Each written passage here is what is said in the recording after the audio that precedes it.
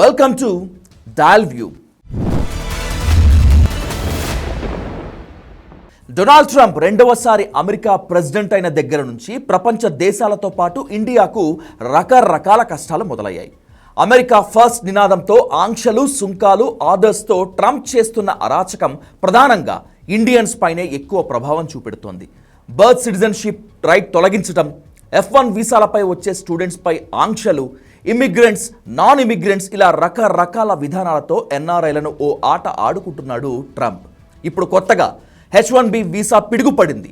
H1B visa ఇవ్వాలి అంటే company లేదా పర్సనల్గా $1,00,000 చెల్లించాలంటూ కొత్త నిబంధన పెట్టడం ద్వారా అక్కడున్న భారతీయుల్ని వెళ్ళగొట్టడం, కొత్తగా ఎవరిని రాకుండా చేయటం, అమెరికన్ పౌరులకే ఉద్యోగాలు ఇవ్వటం వంటి టార్గెట్తో H1Bపై కొత్త ఆర్డర్ తీసుకువచ్చాడు ప్రెసిడెంట్ ట్రంప్. దీనిపై భారత్లోనూ అమెరికాలోనూ ఉన్న ఇండియన్స్ అందరిలోనూ ఆందోళన మొదలైంది. అమెరికా వెళ్ళి స్థిరపడాలి, అమెరికా వెళ్ళి చదువుకోవాలి అనే డాలర్ డ్రీమ్స్ చెదిరిపోతున్నాయి. అయితే చాలామంది ఒక కోణంలోనే ఆలోచిస్తున్నారు. దీన్ని జాత్యాహంకారంగాను, ట్రంప్ ఓవర్ యాక్షన్గాను అభివర్ణిస్తున్నారు. అందులో కొంత నిజం ఉన్నప్పటికీ అసలు ఈ పరిస్థితి ఎందుకు వచ్చిందనేటువంటిది విశ్లేషించాల్సినటువంటి అత్యవసరం ఇప్పుడు ఉంది.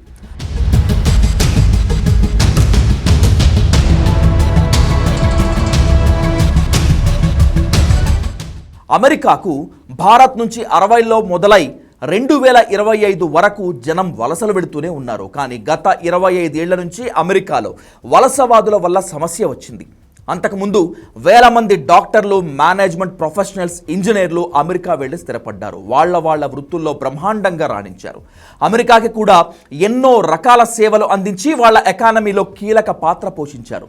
గడచిన 25 ఏళ్లలోనే మన వాళ్ళు అక్కడికి వెళ్ళి చేసిన అరాచకాలు, సాంస్కృతిక అరాచకం, ఇతర అసాంఘిక వ్యవహారాలు అమెరికన్లకు ఎక్కడలేని ఇబ్బంది కలిగించాయి. అమెరికా అందరిది. అమెరికాలో ఎవరైనా వెళ్ళి సెట్ అయిపోవచ్చు, సెటిల్ అవ్వచ్చు. కానీ అమెరికా కేవలం ఇండియన్స్ది మాత్రమే కాదు.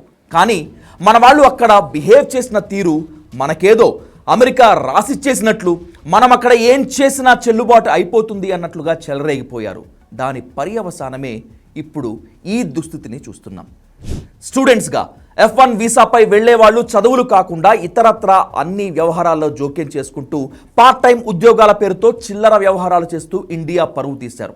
అక్కడ యూనివర్సిటీలో MS చదవడానికి అమెరికా వెళ్ళి ఉద్యోగాన్వేషణలో రకరకాల అవకతవకలు పాల్పడుతూ ఉంటారు.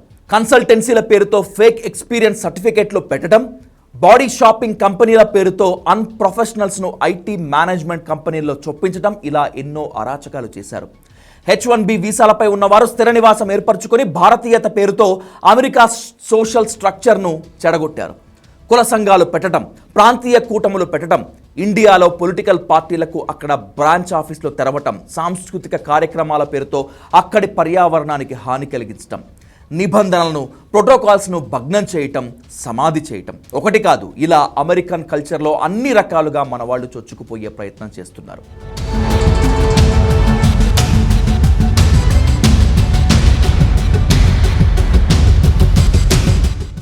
B1, B2 వీసాలపై వెళ్ళి అక్కడ ఏవేవో చిన్నా చితకా ఉద్యోగాల్లో సెటిల్ అయిపోయి ఆ తర్వాత గ్రీన్ కార్డులు, సిటిజన్షిప్లు సంపాదించడం, అక్కడ తెలుగు సాంస్కృతిక కార్యక్రమాలు, రాష్ట్రాల కార్యక్రమాలు నిర్వహించడం, $1,00,000 నిధులు సమీకరించడం, ఇండియాలో ప్రాంతీయ పార్టీలకు అక్కడ నిధులు సమీకరించడం, ఇలాంటి పనికి మాలిన పనులు ఎన్నో చేస్తున్నారు. తద్వారా అమెరికన్లకే అభద్రత కలిగించే పరిస్థితి తీసుకువచ్చారు. వాళ్ళ దేశం వెళ్ళి మనం బతుకుతూ వాళ్ళ సంస్కృతిని భయపడే స్థితికి తీసుకువచ్చారు. రకరకాల వీసాలపై అమెరికా వెళ్ళటం, కన్సల్టెన్సీలు, సాంస్కృతిక సంస్థలు పెట్టి వాటి ద్వారా కుంభకోణాలు చేయటం FBI దృష్టికి వచ్చింది. B1, B2 వీసాలపై బిజినెస్ టూర్లు వెళ్లేవాళ్ళు, టూరిస్టులుగా వెళ్లేవాళ్ళు ఇక్కడి నుంచి ఆవకాయ జాడీలతో బయలుదేరటం తప్ప అక్కడేం పెద్దగా ఖర్చు పెట్టరు.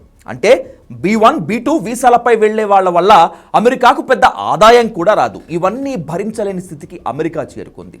US అభివృద్ధిలో భారతీయులకు కూడా ఎంతో కొంత వాటా ఉంది. మన తెలివితేటలు, హార్డ్ వర్క్ వాళ్లకు ఉపయోగపడతాయి.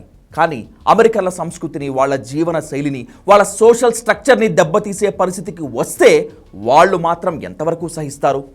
అమెరికా అధ్యక్షుడు ట్రంప్ ఇండియన్స్కి వ్యతిరేకంగా ఇలాంటి నిర్ణయాలు తీసుకొని ఉండవచ్చు. కానీ అందుకు దోహదపడే పరిస్థితులను కూడా మనం ఆలోచించాలి.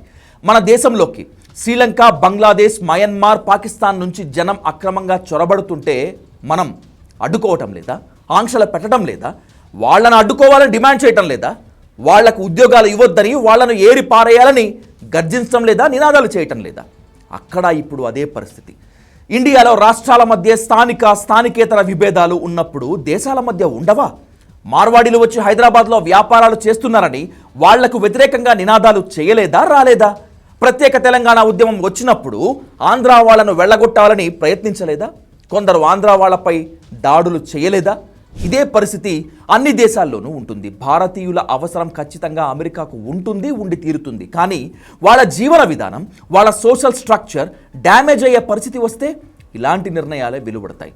అమెరికాలో ఇండియన్స్, ముఖ్యంగా తెలుగు రాష్ట్రాల వాళ్ళు చేస్తున్న యాంటీ సోషల్ యాక్టివిటీపై FBI సమగ్ర నివేదిక తయారు చేసింది. మన వాళ్ళు అక్కడి అమెరికన్ సమాజాన్ని ఎంతగా గబ్బు పట్టిస్తున్నారో కేస్ స్టడీలతో సహా ప్రూవ్ చేసింది. మైక్రోసాఫ్ట్, యాపిల్ లాంటి కంపెనీలో పనిచేసే మన వాళ్ళు సోషల్ కాంట్రిబ్యూషన్ పేరుతో కంపెనీ నిధుల్ని ఎలా పక్కదారి పట్టించారు అనేది ఈ మధ్య బయటపడింది. అలాగే ఉత్సవాలు, పండగల పేరుతో అక్కడ ఎన్ని రకాల అరాచకాలు చేస్తారో అనేటువంటిది FBI నివేదికలోనే ఉన్నాయి. ఇక కుల సంఘాలు, తానా, ఆట, నాట్స్ పేరిట రకరకాల కుంపట్లు పెట్టి తెలుగు వాళ్ళు చట్ట వ్యతిరేక కార్యక్రమాలు చేస్తున్నారనే విషయం కూడా అక్కడ బాగా డిస్కషన్ నడుస్తోంది. అంతేకాదు, ఈ కల్చరల్ ఈవెంట్స్లో భాగంగా కొందరు ఇండియా నుంచి అమెరికా వెళ్ళి అక్కడ కూడా వ్యభిచారం చేయించారు అనే ఆరోపణలు విన్నప్పుడు అమెరికాని మన వాళ్ళు ఎంతగా భ్రష్టు పట్టించారో అర్థమవుతుంది.